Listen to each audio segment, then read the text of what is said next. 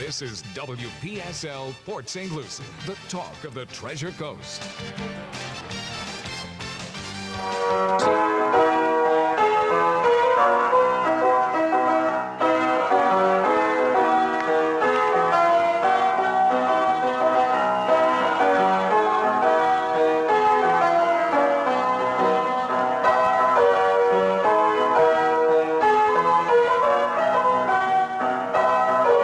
At WPSL 1590, the talk of the Treasure Coast, and now it's the art of pouring. You've noticed that I've been experimenting with acrylic pouring, enjoying it immensely. The vase looks gorgeous. Yeah, what do you see it? I just turned it up right side up, and yeah. Well, you paint them upside down. You either paint them. Wait a minute. What? You're standing on your head when you paint? No. Oh. God. Oh, okay. I hope not. And we forgot to say this. I'm Rabbi Shafir Loeb of Congregation Eitz Chayim, your Jewish home on the Treasure Coast, not standing on my head to paint. Oh, okay. But I do stand the vase. Actually, what you do is you slip something inside it so that it can drip all the way down and form a proper rim on the top. Okay, sure, that makes sense. Yeah, because otherwise the paint would drip in and out and it'd be messy. Yeah. Okay, so would you ever paint the inside of one of those guys? I guess you could. There's not as much reason. Yeah. You get, when I paint a glass one, of course, you can look inside and see the inside of the paint. Right. But I think that in general, if you're actually going to use it for anything other than as a decoration, that having the glass is probably better off for. Okay. Certainly, the ceramic works. Not the ceramic, the acrylic gloss that you put over. Yeah, the that coating. was what you put on Facebook. Yeah, it's beautiful. Well, thank you. I'm going to take some more pictures now that it's standing upright. Okay. Yeah, very it took cool. a while for that base, the base of the vase, to dry. It's the thickest. Sense. It's the thickest. Yeah, Yeah, it's sure. Yeah, and you want to make sure that it's not going to stick to things when you put it down. makes sense. Just good Yeah. idea. Nice. Actually, a great use for parchment paper, by the way, for anyone who's thinking of taking up that hobby. Parchment paper makes it a lot. It's a good drip cloth, and it's easy to clean up. I'd like to say you could use your daily newspaper, but we don't have one. No, and it would stick. It would stick. It would stick, and it would pick up the newsprint. Well, sure it would. Oh gosh, I didn't even think about that. Yeah, that would be terrible. Yeah. I remember newsprint, but then I'm 903. Yeah. Oh, well, you didn't have to use the old mimeographs when you were in college, did you? Not in college, no. Because I did. Yeah. I Yeah. know. But I can remember mimeographs being around. The smell. And I can remember the ditto sheets too. Yeah. In all their colors, and you could glue bits and pieces of color onto the mats and actually print in multiple colors until. Oh. Yeah. God. And the IBM Selectric. With the ball moving in all its directions. I actually had one of those for college. A Selectric? Oh yeah. Yeah. At a small Selectric. Well, my goodness. So you figure what? We were using them in newsrooms. Well, I was until late 80s, till I got to Fox. And Carol was using them at NBC until Apple did a deal with NBC and got Apple computers in, created the Apple Studio computer, and that in itself was wild because NBC was so forward thinking that they sold those same computers to the employees at a ridiculous discount. Of course they did. A year before, so they would not be intimidated when they walked in and saw all their Selectric typewriters gone. And Carol said it was on a Monday, and all of a sudden, no typewriters in the building. Yeah, it was Thou crazy. shalt learn to use the computer And we've had, if you will, technological revolutions like that when things come out. And I can remember iterations of things like that at Goodyear. When did you start computerizing Goodyear? Computerizing Goodyear happened seriously, like putting a computer on everybody's desk, I want to say mid to late 80s. In like the assembly lines, were they computerized at all? They Some were form of automation? There were several waves of it, and there was actually a very funny one at Lawton. They computerized the inventory system, and so the computer would take the tire and it would go off into the stacks and put the tire away and supposedly record where it had put it, only that isn't where it necessarily was. They had some problems on retrieval of those tires. Oh no. And they had to manually go in and inventory and locate everything and restart that system. That was not one of the more successful attempts at automating. But it's interesting to I've watched companies go from not automating that to highly automating it. And it's a lot easier and effective for the companies. Of course, it does get rid of jobs. Because a lot of human labor is related to stocking and storing and getting things ready for shipment. You bet. Oh yeah. And so the more automated a company can make that, the less expensive it is for it long term. The robots are expensive and the computerization is expensive. But yeah, I can remember coming in and finding a computer on my desk at Goodyear, because when I first started, there were computers, but not everybody had one. There was one or two in the department, and if you needed to do something on the computer, you went to the computer. Just jump on the main computer. Yeah. You jumped on that computer, and when I started, they actually put me on the table with pencils and drawing, and usually it's correcting notes and modifying things, because that's what they start baby engineers on. But I made a point of learning how to do CAD. And I was one of the few engineering trainees who learned to use the CAD system. Wow. And I love the CAD. And that was particularly helpful, because you would sit there and you would sit with an engineer who was designing, and they'd say something and then you'd make it happen on the screen. Nice. And I can remember one time where the engineer gave a set of dimensions and I put it in the computer, and the computer comes back and says, lines do not meet, which is never a happy thing. Yeah.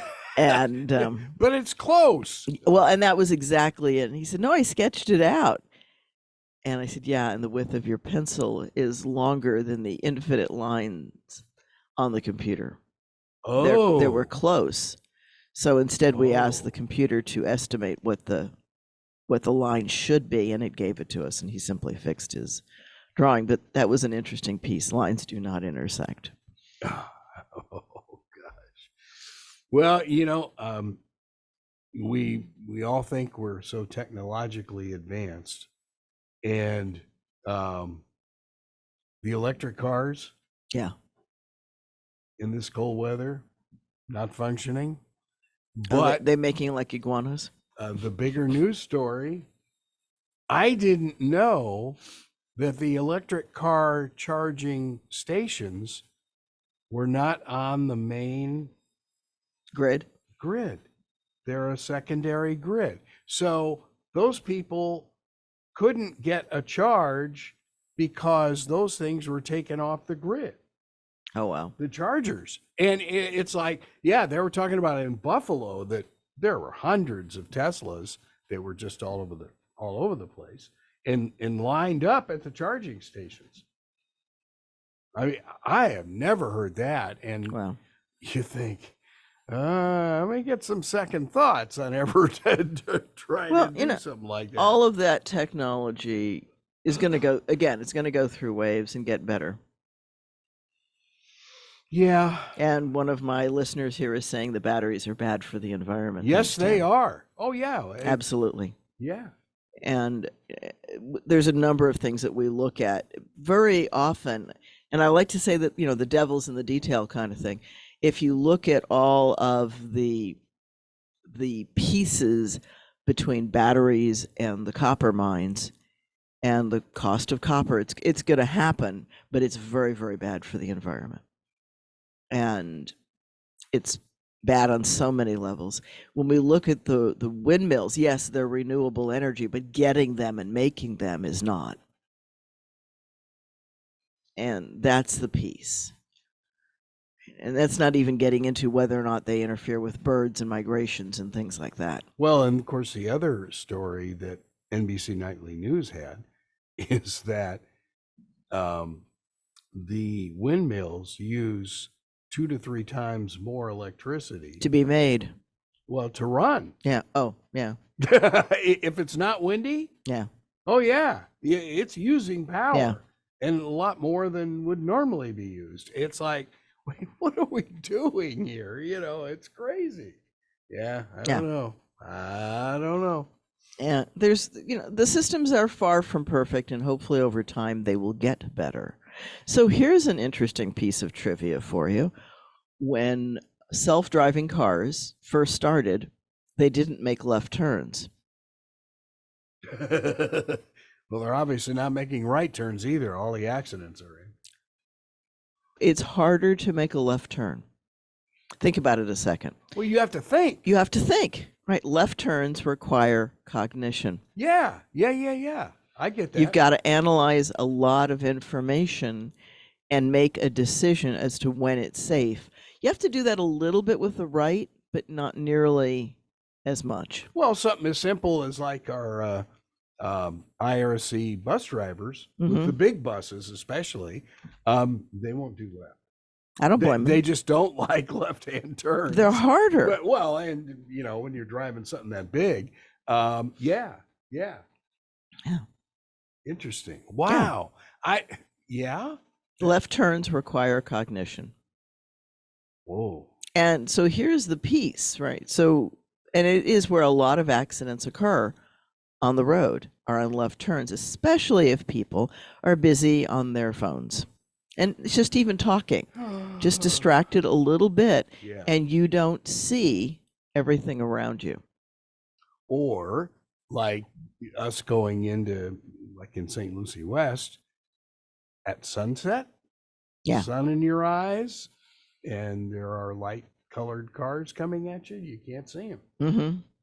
Yeah, no, I get There's that. lots of times where there's hazards that people are just so acclimated to, so normalized to, that they don't realize it. And just as with other things, the devil is in the details. Mm-hmm. And it matters. It matters big time. Wow. So, yeah. So be a little bit aware when you make your left turns. Yes. Oh, yeah. Mm-hmm. So are you going to get a driverless car?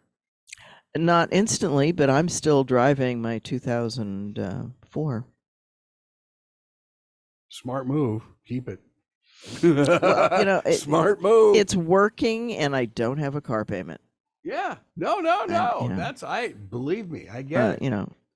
I still pay insurance, obviously, but Mine's just 20. and I do maintenance on it, but yeah. Yeah. I got a 2012 and that's it. It doesn't have all of the bells and whistles. It doesn't have plug and play, but I can use my phone hands free, which Tam just mentioned is important as well, because when you have a hand on the phone, your hand's, not free to respond to an emergency on the road. Well, it was very interesting, and we were talking about this a couple of weeks back, where whatever the Google Maps is on your phone, Mm-hmm. and people at Lexus were actually admitting, because I was kidding him. I said, Carol and I have never figured out how to use her Lexus map thing, and the tech lady was saying, don't bother. She said your phone is more accurate. And it's like, Yeah. uh-oh.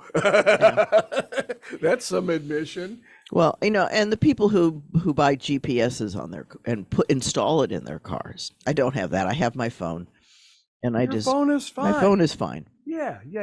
And yeah, but then again, so here's a funny story, which you might appreciate. 10 years ago, I had an iPhone, and my friend Amy was going with me the very first trip from Tucson to Florida. The goal was to get here to find a house the house that we now live in, and get that first load of stuff unpacked. Yeah. Which was just basically what we could fit in the car.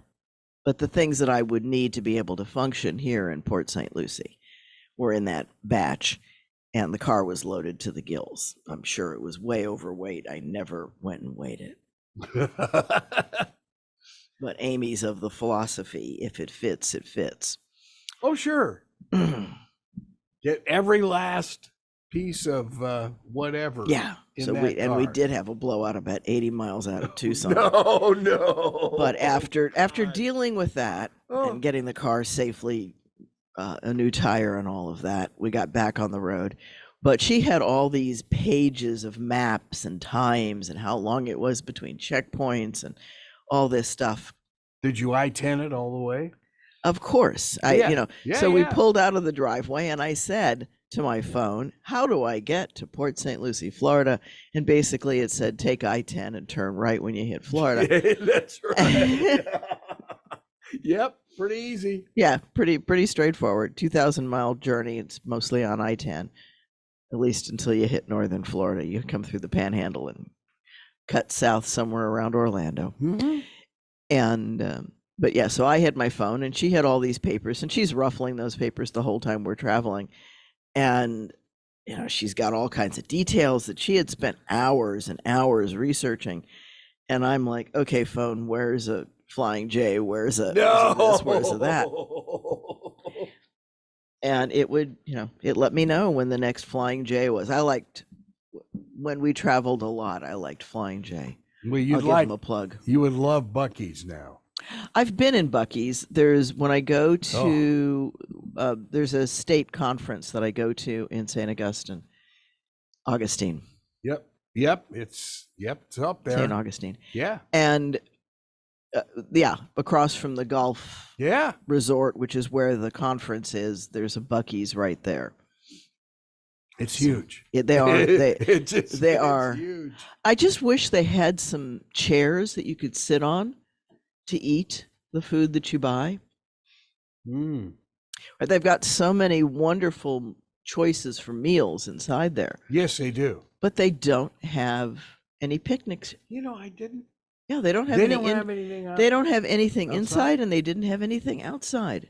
Wow. So you had to buy it and go eat it in your car, which, I think they would do better to have a place to actually eat it.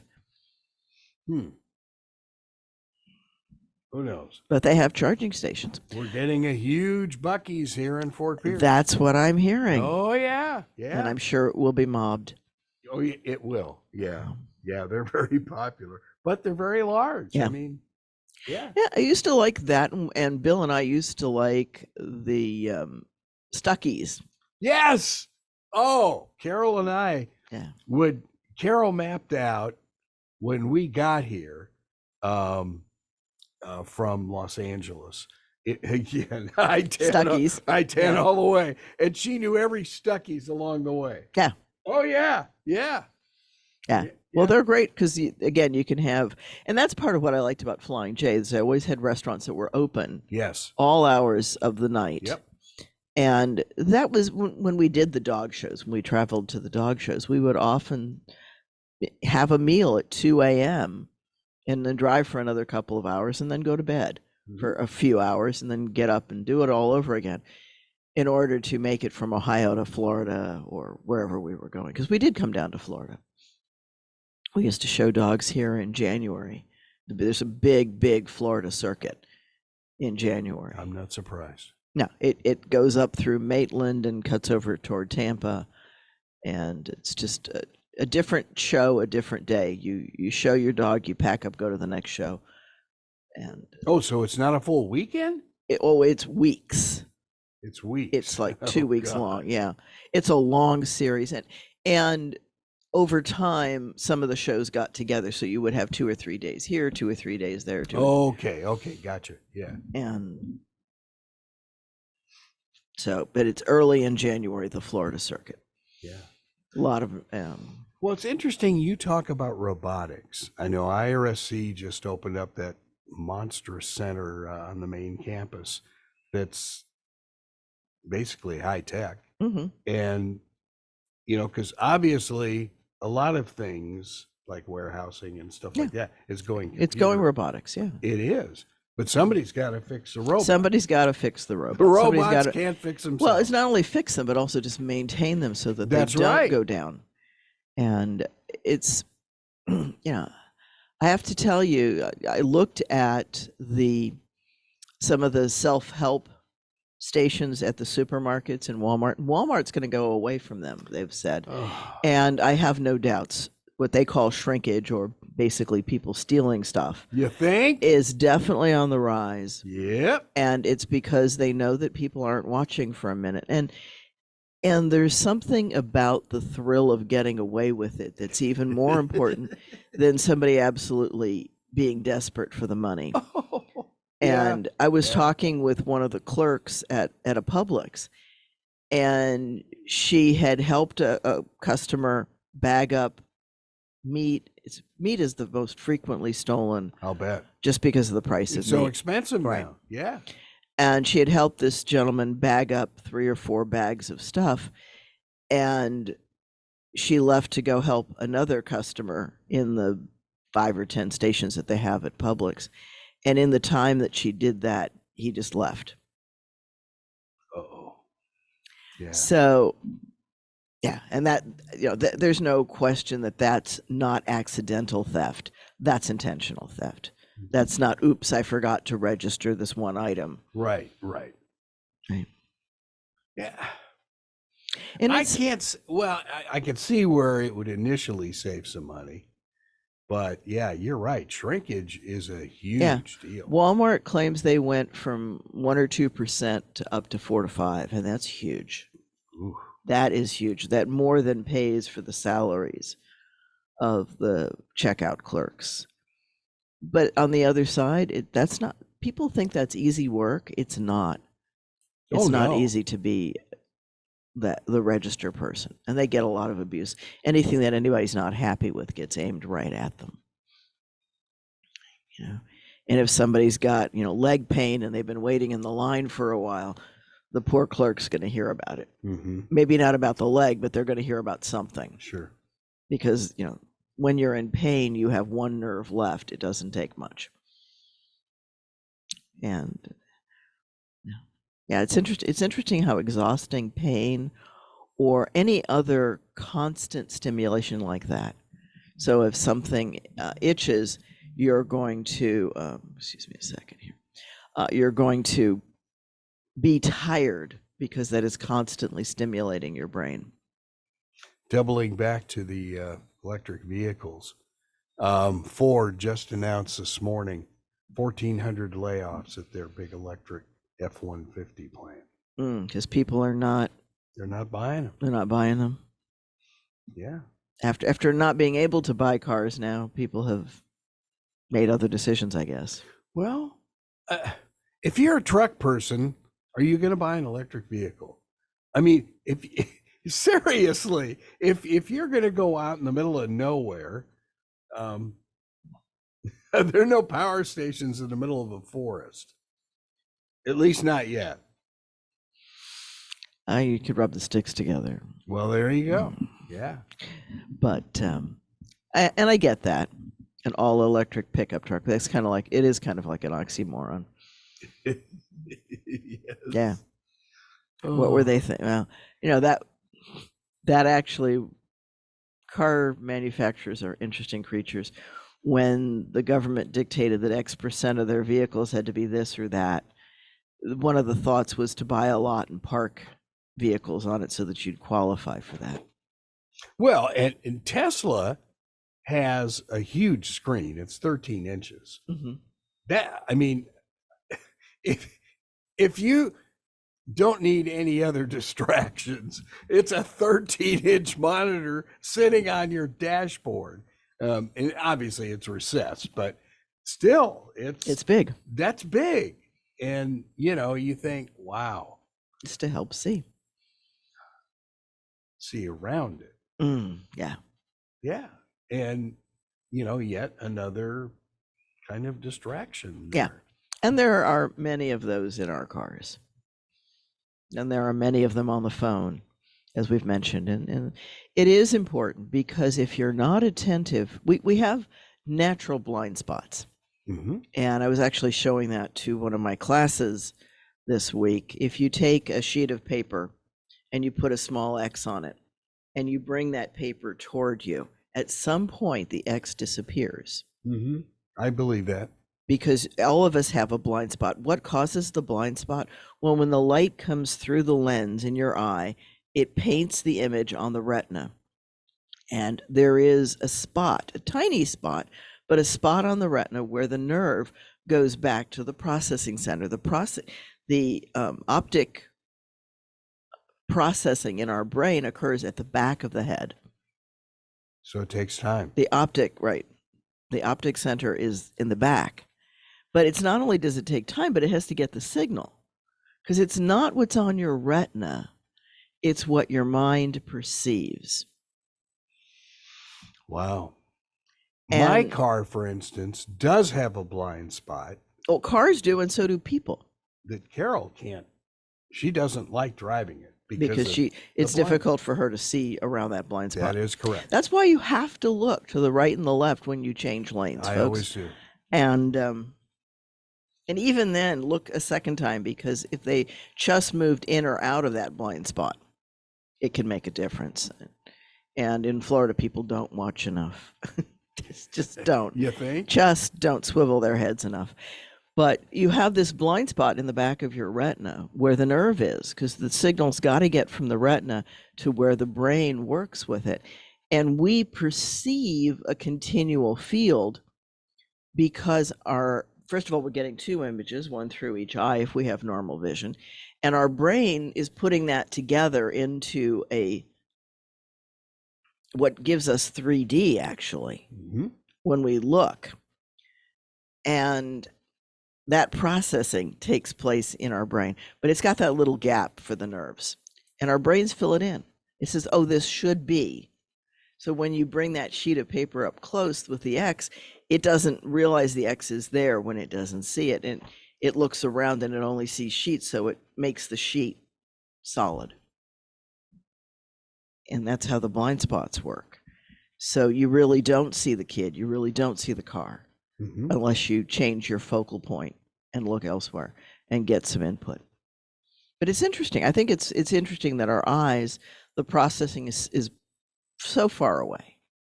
But it's not the longest neuron in our bodies. The longest neurons are in our toes, because that neuron goes all the way up. The axon. Yeah, the bits and pieces of that. Right. So our brains are the outside of our brains are gray matter, and the lengths of those nerves that connect the neuron that cause the firing, both in and out, are the white matter, and it runs through our bodies. So we do all the processing up on actually in the folds of our brains. It fires across there, and that's where the thinking occurs. So it's not the size of your head, but how curvy and valleyed your head is that matters. Okay. So if you look at, say, a koala, something like that, it has a very smooth brain. It doesn't have a whole lot of thought going on up there. Well, neither do I. So yeah, I understand.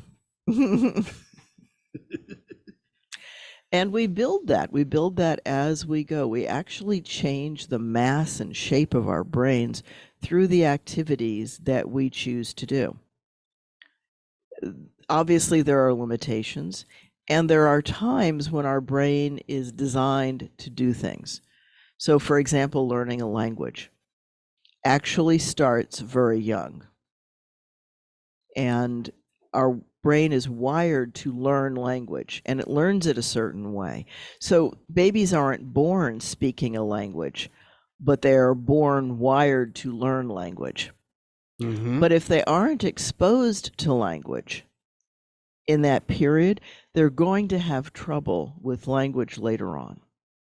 Much, much harder to build those connections at once the language center closes down. You can do it, and the more you learn languages, the easier it becomes, the more the brain keeps that part of the wiring intact. It's funny, we have some friends, and they were originally from Colombia, and the daughter has got some friends at high school from Brazil, and she speaks fluent Spanish, obviously, as well as obviously English too. But she's now picked up Portuguese. Just talking with her girlfriend from Brazil. Yeah. Well, so here's a funny piece. I was in a car with some Armenians in Israel. We were going, I forget where, but the driver and the front seat passenger were both Armenian. They were speaking Armenian. And just in the car ride, I picked up left and right, simple directions and things like that, because you associate it. Okay, yeah. And quite surprised them when they asked a question and I answered it in Armenian. Not that I knew Armenian, because but yeah. So you learn it by association, if that part of your brain is paying attention, and part of that is whether or not you still have that wiring. Yeah, and I would imagine if that happened now, would you be able to pick it up as quickly? Probably not as quickly. Yeah. Right. But because I like learning. Yeah. It's easier. It's easier. It's still pretty active for you. For me, it is, and that's not an accidental thing. That is my hobby, if you will, is learning, and I enjoy doing it. It's the joy I'm getting out of the paint pouring that we talked about at the beginning. There is so much to learn about the medium of acrylic pouring. How do the paints mix? How do they flow? And all of the things, I've been looking at videos of people pouring acrylics for well over a year. Okay. And I've been hearing all of the book knowledge, but there is nothing like pouring it on the canvas to see how the paints really act and what they do. And yes, there's a good chunk of it that's the luck of the draw of the paint, what it does, but you have tremendous influence on what that is. And so, for example, the painting that I just did, I did reds and yellows and a dark color, and the painting and white, and the painting actually became more a red, white, black painting with just hints of yellow. And what I know from that now is that clearly the density of my yellow paint was too high. I hadn't thinned it quite enough. Wow. So that's what influenced. That's why the yellow disappeared down into the puddle instead of coming up to the surface, because the paint moves. But you have to understand that. And I'd watched the drip tests, but I didn't do one. And if I had, I would have modified the yellow paint. Wow. Incredible. Yeah. So it's things like that. And my husband actually was asking me, why do you have these little tiny canvases? Because I just bought a package of 1-inch canvases, and it's to do paint tests. So you can check things out. You also can do a drip test just on a piece of paper. And all that takes is a little puddle of paint of the different colors you're going to use, and you turn it up so that it runs, and you see how long it takes it to run. And if they run at very different times, then you need to adjust it. What can you adjust it with? You can add some medium, you can add some water. There's all kinds of things you can do to change the flow, but your paints work best when the flow of all the paints is pretty close, when they're about the same drip.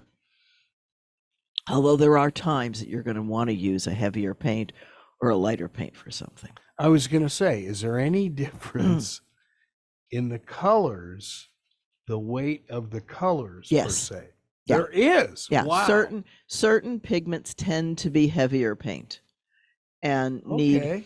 and also it has to do with how much pigment the manufacturer of the paint puts in. So you can use, like, for example, craft paint, but they're not as heavily pigmented. So if you mix that with pouring medium, then you're going to only typically use a 1-to-1. Whereas if you're using the acrylics intended for paint at something like an academic or higher level, because they're graded, their value, and they've got cheap, they've got higher, and the better colors are in, of course, the more expensive paints. Mm-hmm. But they can be 2 or even 3 times with the medium cut. So you actually are getting more for your money it's the old story, pay me now or pay me later.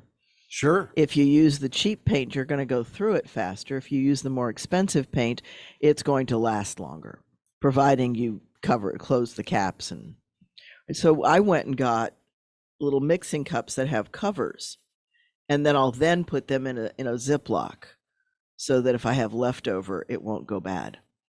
Oh, okay. Because the one thing you don't want is for them to dry out. Right, exactly. Yeah. Which acrylics do. And once they do, they're...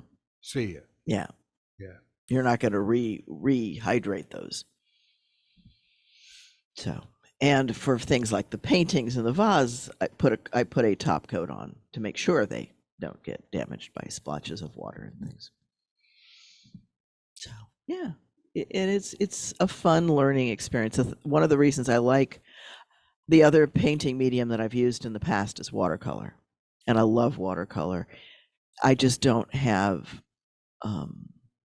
watercolors. For me, take longer because there's a lot of washes that you do with them and preps, and for the acrylic pouring, you can prep and pour in 1.5 to 2 hours, and you're done. That's a cleanup and everything. So it doesn't take very long. Like Monday night's pour I did because of that horrible weather. Yeah. I couldn't be on my computer during the horrible weather, and the meeting I was supposed to go to got canceled because of the weather. Yeah, no kidding. So might as well, did up a pour and poured it. I used up all the last bits of the really cheap paint that I have. And what I had done, and this is something I'd recommend for others if they want to learn a new hobby, get one of the kits that are made for the kids. That's what I did. Loft Art has a acrylic pouring designed for kids. It's cheap. It was somewhere between $10 and $20 to buy. It had a lot of white and 6 other colors. It didn't have black. I wish it did, but it didn't. It has a very dark, either a blue or a purple, I don't remember which. But, and it comes with 2 canvases and a palette knife and a pair of plastic gloves so you can protect your fingers, and a drop cloth. Okay. And some mixing cups. So it really does come with everything you need to do your first pours.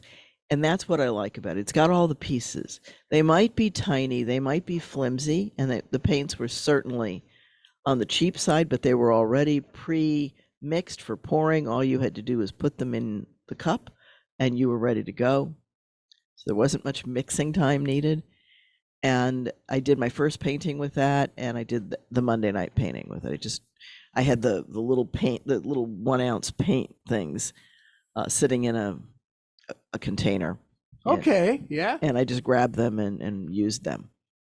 Nice. I think I added some metallic red or something like that, just a little bit for fun. And that I had to really thin down to bring it down to the consistency. But I did that. So have you told your students about the pouring? Or Oh yeah, no? yeah. I actually take the paintings in with me. Oh really? Okay. I do it for the Kaiser class, and we had a good discussion on what painting does for you. There are a couple of artists in there, and here's an interesting piece out of my own background. When I started working at Goodyear, I used to say of myself, well, I can't draw a straight line with a ruler. It takes a CAD to make my line straight. That was my tagline. And mechanical drawing is not my strength. I don't have the patience to do it well. I recognize that about me. I like to do things quickly. And even the watercolor, which, as I just mentioned, has a lot of washes and bits and pieces, and you certainly have to let the canvases wait, but and I have to let these canvases dry and wait too. It's the actual paint time is fast, and I don't have to draw straight lines on either of them. I'm amazed because you're an engineer. Yeah, you would think who that straight lines would be doesn't appealing. Draw straight lines. Yeah. Wow. And I didn't think of myself as artistic because I had stopped drawing as a kid, and my drawing was what we call coded. So my eyes all looked like the CBS symbol. Yeah, CBSI. Right. And my lips looked like the, little plastic lips that you buy. I had never graduated from that. Yes, I doodled here and there. I had a little fox character that I used to do a cartoon with, but I didn't do what I would call art. And one of the So who did the art in your books? well, wait a minute. We'll get there. Okay. I've loved colors. I'm really good with colors. I've always been good with colors, and that helped with a number of things. But at Goodyear, they actually took us away for a week-long course on creativity, and they had administered a test to test our creativity and how much we use that part of our brain. And I scored very high, not extremely high, but very high. I was in the top 10%, the bottom of the top 10%. And, there were some really creative people who had trouble mixing with everybody else. I was at the bottom of that group. And so I was at the border. And again, I when he told us that we had been seated according to our scores, because he had this giant table that he moved on the inside, and we were a U shape around it. And he took us through a number of exercises, including having us draw, teaching us to draw. Wow. And the premise of the exercise was that everybody can draw. It's a matter more of attention than anything else. And certainly we learned to draw. And yeah. So I would offer, this is a piece I would offer folks, have your kids experiment with clay, with paint, and I don't care where they are. It's a good experience to stay with different mediums so that you have a chance to express it. We did a clay exercise too, where we each made a hand. We drew our hand. Right, which is not hard. You put your left hand down, you trace the outside of it, but then you look at it and you draw the lines. And what you learn is that if you really look at something, you see very different things. You need to not see the finger, you need to see the pattern of the swirls. When you paint the forest, you have to see the shapes in the forest, not trees and leaves. Because if you see trees and leaves, then you'll paint your symbol for trees and leaves. But you need to really paint what's there. So you have to train your brain to see the bits and pieces. And the same thing is true with the drawing. So the way the drawing actually happens is he turns a picture upside down, and then you draw it. You draw the triangles, you draw the circles, you put all the little bits and pieces together, because upside down, your brain can't process it the same way. Wow. And this brings, last week we talked about prosopagnosia, the inability to recognize faces. And one of the ways that you simulate that for people to understand it who do have normal recognition, is to take photos of people and turn them upside down. Especially if you take the hair off, can you recognize the faces? And very often people can't, including their loved ones. That's a way to get a feel what prosopagnosia is. Wow. Because Amazing. we are so cute, and sometimes there's all kinds of cute little tricks and memes that show a face. Look at a face upside down, and it looks a little funny until you realize when you turn it right side up that the eyes and mouth are upside down in the upside down picture. So you're looking at them correctly, but your mind makes certain corrections. So it's kind of interesting. Yeah. Our perception is much different. It's not what you see is what you get. It's what your mind perceives is what your mind thinks you get. Oh, I like that. And the other thing that I love to do, there's a video out there called The Monkey Business. And it shows 6 young women passing a ball. And the task you're given at the beginning of the video is to count the passes that the team dressed in white. The ladies are wearing half black shirts and half white shirts. And you're supposed to count the number of passes that the ladies in white do. And it's interesting to see how many misconceptions of that instruction students get when I show the video, but that's a whole nother story because they don't listen. But you think? yeah, they neither read the instructions, and that's because people go with the first couple things you say, and then they're off and running, and they fill in the blanks with what they want in their mind. That would be me. And that's true with most people. So you watch the passes and you count them. And most people who aren't familiar with the video miss the gorilla coming through and pounding his chest in the middle of the screen. And those who catch the gorilla often miss that one of the members on the black team actually just walks off the game. So there's only 2 of them left. And the curtain changes color. Wow. So there's all kinds of things going on. And the quip at the end of the video is when you're looking for a monkey, you miss other things. Or when you're looking for an ape. Well, like okay, so how did your students do? The honest ones admit that they don't see things. And it's always an interesting experience. Obviously, the ones who've seen it many times. But if you're watching for the apes, and what other things change, You're missing the passes. you miss the passes, you can't count Yeah. them. Our brains cannot take in all of the information that our eyes receive. And we miss things. And the things we miss don't even, they don't have a chance of making it into memory. That having been said, you do take in things that you don't realize you do. So when you play back something, you might see something you didn't. But it's one of the challenges when you're doing forensic interviewing is to be careful to not plant the seed that becomes incorporated into the memory, because that happens too.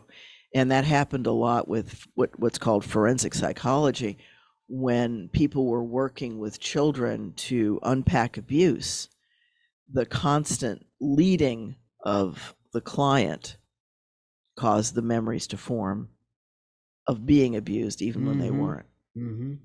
And so forensics is not an easy thing to do, not psychologically, not even physically, because there's other explanations, and the key is what theory holds everything together, and then you still have to verify it. And it's a challenge, and eyewitnesses are the worst, because we don't see everything and we don't remember half of what we see, and Yeah, it's funny watching a lot of the detective shows that we watch and hear, oh yeah, the car was green. Well, maybe it was blue. Yeah. It's black. And it's like you're getting stuff all over the map. Yeah, that's actually one of my favorite questions to ask the students. It used to do that one in my religion class. It showed they're doing kung fu, and the dancer is doing his dance, and as he's doing them, he changes outfits. So he goes through a black, a blue, and a white outfit depending on what he's depicting in his movements. And so the question is, what color was his outfit when he was doing water? Oh. Yeah. Hmm. And if you're on your phone, you're going to miss it. Oh boy. Because too many students do that. They think they can take it all in and still play their game, still check their social media, still chat with people.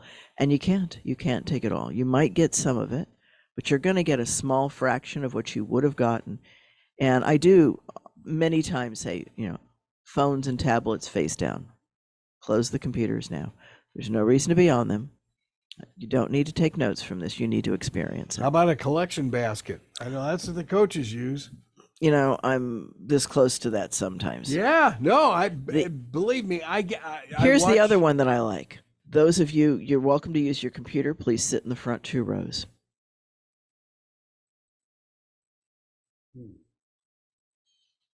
That's intriguing. And then I walk. Yeah, yes. What's on the computer? Mm-hmm. Yeah, Candy Crunch. Well, and there was one student once in Stewart who was playing Flappy Birds in class. Oh, God. And I went and stood behind her for a good 4 minutes before she realized that the classroom had gotten quiet. Oh, God. And when she looked up from her computer, she realized everybody was looking at her. Uh-huh. And then she looked behind her and saw me standing there. Oh, no. And I didn't say a word. I just walked back up to my desk. So. Oh, gosh. Yeah, she did apologize. But that's the danger, right? When one of these things hooks you, you're hooked on it. And that's how kids get addicted to these things, because it gives us little rewards that matter. We get the little reward for doing this or doing that. And it can become addictive. It just can. We are interesting creatures, and each one of us is very unique. And so it's been an interesting week. Everything is back online. My classes at Kaiser it just finished up their 2nd week. Same with IRSC, and Liberty just started last Sunday. And I'll have a busy weekend doing homework. Oh, my goodness. I have lots of stuff. It's been a very busy week. All So right. tonight is 3rd Friday, Shabbat dinner. We'll be doing that at our usual place, 295 Northwest Prima Vista Boulevard at St. Andrew's Lutheran Church in their community center, which is the first building off of Irving. So it's Prima Vista and Irving. And this is Rabbi Shafir Loeb, and this has been Ask a Rabbi. This is WPSL, Port St. Lucie.